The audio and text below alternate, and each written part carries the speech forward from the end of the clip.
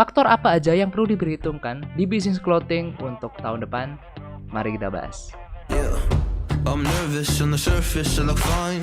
My brain feels heavy, my traumatized mind, and I'm so tired. Hello good people, balik lagi sama aku Ganjar kayak Paper Clouds. Oke teman-teman, gimana kabarnya? Semoga kita selalu diberikan kesehatan dan kelancaran rezeki. Amin. Oke teman-teman, sekarang kita sudah ada di ujung bulan dari tahun 2023. Sekarang kita lagi menyambut 2024. Gimana prediksi kalian mungkin di tahun 2024 bisnis clothing apakah masih worth it untuk dilakukan atau dijalankan? Bisa komen di bawah. Oke, jadi video ini adalah untuk kalian mungkin yang baru mau berpikiran untuk terjun di bisnis clothing. Sebagai orang yang sudah berkecimpung di dunia ini atau di ranah ini selama kurang lebih dari tahun 2013-2014 sampai sekarang, izinkan aku untuk membagikan pengalaman tentang mungkin tantangan-tantangan dan beberapa faktor yang harus kita perhitungkan kalau misalnya kita mau terjun di dunia clothing, atau mungkin ini beberapa prediksiku atau mungkin apa yang harus kita lakukan untuk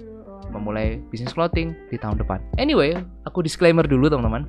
Untuk tantangan yang mungkin dihadapi itu tiap tahunnya pasti bisa berubah-ubah. Tapi seenggaknya aku dapat beberapa pattern yang bisa terbaca yang keluarnya itu mirip-mirip tiap tahunnya teman-teman. So kalau gitu langsung aja kita bahas faktor-faktor yang perlu kita perhitungkan di bisnis clothing untuk tahun depan teman-teman. Yang pertama, tren mode global dan lokal. Perhatikan tren untuk mode di global atau di worldwide dan di lokalnya juga teman-teman. Apakah ada pergeseran dalam preferensi konsumen atau enggak? Apakah gaya berpakaian tertentu atau bahan tertentu itu lebih diminati? Contoh kayak beberapa tahun kemarin itu kan tema-tema streetwear masih jadi primadona. Nah, apakah di tahun depan itu akan masih bisa relate? Ya, kita lihat nanti aja. Kemudian, kalau misalnya kita ngomongin bahan-bahan kain juga sekarang itu bisa jadi salah satu opsi orang untuk tertarik beli atau enggak. Kalau di tahun 2023 ini ya, yang ramai itu kan kaos-kaos bahan tebal dengan gramasi yang besar-besar. Nah, tahun depan apakah masih sama atau berubah? Ya kita lihat nanti aja. Manfaat dari kita tahu tren ini itu bisa membantu kita menentukan mau produksi apa untuk kedepannya. Oke, next. Yang kedua, faktornya adalah pengaruh teknologi. Bisnis online terus berkembang di Indonesia, teman-teman. Pertimbangan juga pengaruh teknologi seperti peningkatan orang beli online, mungkin akan ada aplikasi e-commerce yang baru ke depannya dan strategi pemasaran digital untuk tetap kita bisa bersaing. Let's say di tahun ini TikTok Shop itu di-ban atau dihapus gitu. Nah, gimana dengan tahun depan? Feelingku sih TikTok ini akan comeback di tahun depan teman-teman. Dengar TikTok itu lagi nyoba menjalin kerjasama sama Tokopedia untuk bikin salah satu platform ke depannya, dan ini menurutku menarik untuk kita tunggu. Namanya jadi apa gitu ya, TikTok kemudian Tokopedia. TikTok sama Tokopedia berarti bisa TikPad atau TikTokpedia mungkin. Menurut kalian apa? Kalau misalnya dua company ini di merger atau digabung untuk bikin sesuatu, kalian bisa komen di bawah. Belum lagi Shopee ya. Kalau misalnya kalian seller Shopee, jadi di tanggal 1 kemarin ya, 1 Desember ini mereka menaikkan biaya adminnya. Nah, ini sedikit banyak juga akan mempengaruhi para seller ke depannya sih menurutku ya. Dan persaingan antar e-commerce ini akan juga jadi sesuatu yang menarik kita tunggu di tahun depan. Next, yang ketiga, kerjasama dan kolaborasi. Kita juga bisa pertimbangkan kerjasama dengan desainer lokal atau mungkin brand lain yang tujuannya itu untuk menciptakan produk yang kolaboratif, yang unik gitu, untuk menarik pasar tentunya. Dan ini dapat menarik selain customer yang sudah loyal untuk beli lagi produk kita, ini juga bisa menjadi sarana untuk menarik customer baru dan memperluas jangkauan pasar brand kita juga teman-teman. Next, yang keempat, analisis data pelanggan. Kita harus sudah mulai memanfaatkan data pelanggan untuk memahami preferensi dan perilaku konsumen kita, teman-teman. Caranya kalian bisa coba tanyakan feedback dari orang-orang yang sudah beli produk kalian. Bisa itu tentang experience-nya mungkin, atau ada masukan-masukan yang lain mungkin. Itu kalian bisa coba tanyakan ke customer kalian. Dan ini sangat-sangat membantu untuk menyusun strategi pemasaran yang lebih tepat dan lebih pas gitu ke depannya untuk kita lakukan, teman-teman. Kemudian dari situ kita juga bisa improve apakah dengan bahan seperti ini banyak orang yang suka, atau mungkin dengan bahan yang ini orang lebih suka yang bahan yang lain. Nah, itu bisa menjadi pertimbangan juga untuk kedepannya. Oke, next yang kelima, kualitas dan diferensiasi produk. Aku nggak capek-capek bilang ke kalian, buatlah produk yang berkualitas.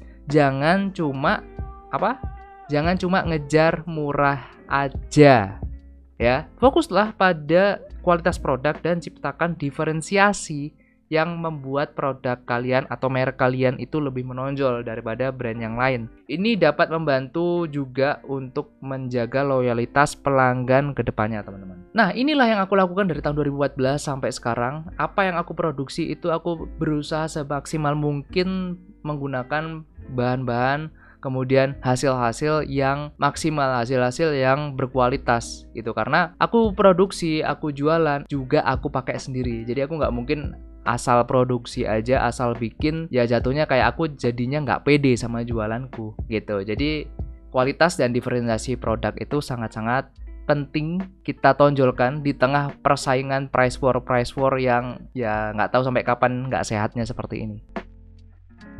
Next, yang ke berapa? Keenam ya, yang keenam, kondisi ekonomi. Nah, menurutku teman-teman, hubungan ekonomi dengan bisnis itu nggak bisa dipisahkan. Karena sedikit banyak kebijakan-kebijakan ekonomi itu bisa berpengaruh kepada step yang mau aku ambil ke depannya untuk di bisnisku sendiri. Aku dari tahun 2016 itu suka ngikutin berita-berita tentang ekonomi. Karena sebelumnya di tahun 2013, 2014 itu pas lagi masih kuliah semester akhir itu aku sedikit tertarik kepada berita-berita tentang politik, teman-teman. Dan aku menyadari itu di tahun 2017 ketika aku baca-baca berita, kemudian coba-coba cari referensi tentang berita tersebut, tentang kebijakan-kebijakan ekonomi di Indonesia ini. Di situ aku akhirnya bisa secara nggak langsung itu one step ke depan untuk membuat decision untuk usahaku sendiri gitu. Misal nih, sekarang lagi ada isu ekonomi gitu ya. Aku coba cari berita-berita yang lebih banyak, aku cek-cek lagi, aku cross check. Oke, misalnya ketemu gitu ya.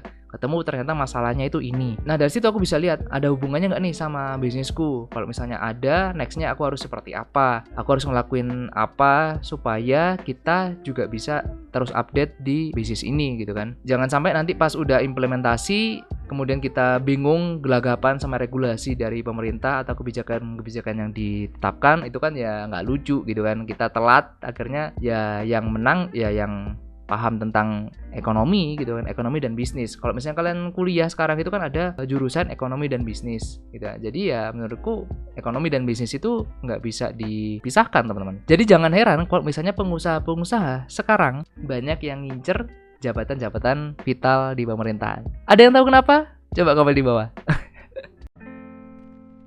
Oke, next yang terakhir, nomor 7 ya, nomor 7, inovasi dan adaptasi. Bisnis yang mampu berinovasi dan cepat beradaptasi terhadap perubahan pasar akan punya keunggulan untuk bisa lebih kompetitif ke depannya. Inovasi dan bisnis itu bisa dibilang udah kayak satu set gitu, satu paket, teman-teman. Kalau kalian niatnya bikin bisnis yang long term, inovasi plus adaptasi adalah hal yang mutlak. Contoh, di tahun ini brand-brand lokal sudah banyak menggunakan jenis kain yang bisa dibilang bervariasi gitu loh. Ngomongin kaos dulu aja deh ya. Udah banyak jenisnya, tambah kesini tambah banyak. Nah, ini salah satu inovasi yang mau nggak mau kita harus bisa beradaptasi, teman-teman.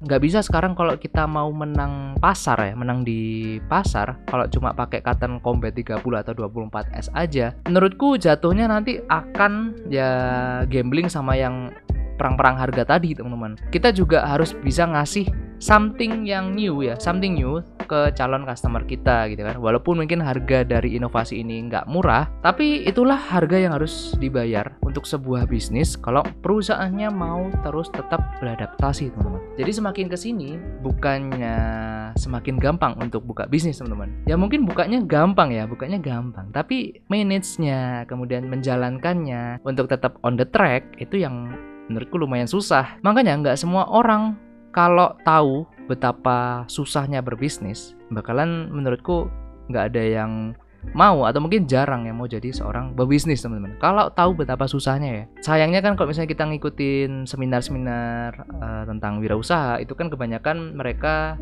para speakernya mungkin bilang ayo kita harus bisnis, tapi yang dia tonjolkan bukan susahnya, alias ya ketika sudah masa-masa senangnya atau masa-masa udah suksesnya. Sedangkan untuk yang berdarah-berdarahnya itu nggak dikasih tahu gitu ya. Oke teman-teman, mungkin itu aja 7 faktor yang bisa atau yang perlu diperhatikan untuk teman-teman yang mau terjun di bisnis clothing atau mungkin sekarang lagi berjalan di bisnis clothing. Menurut kalian gimana? Atau mungkin ada faktor-faktor lain untuk bisa berjalan atau bisa survive di bisnis ini di tahun depan? Bisa komen di bawah. Yang paling terakhir, faktor yang harus kita lakukan adalah tetap namanya berusaha dan berdoa teman-teman. Mau kita usaha semaksimal apapun, kalau misalnya itu belum rezeki, ya maka dari itu untuk mengetuk pintu rezeki itu, ya salah satunya harus kita banyakin berdoa, banyakin beribadah ya, supaya ya yang punya rezeki itu bisa ngasih rezeki ke kita teman-teman. So, mungkin sekian dulu untuk video kali ini. Thank you guys for watching. Jangan lupa untuk like, share, comment, and subscribe. Stay safe, stay strong, never give up. Paper Cloud out. See you next video. Bye-bye.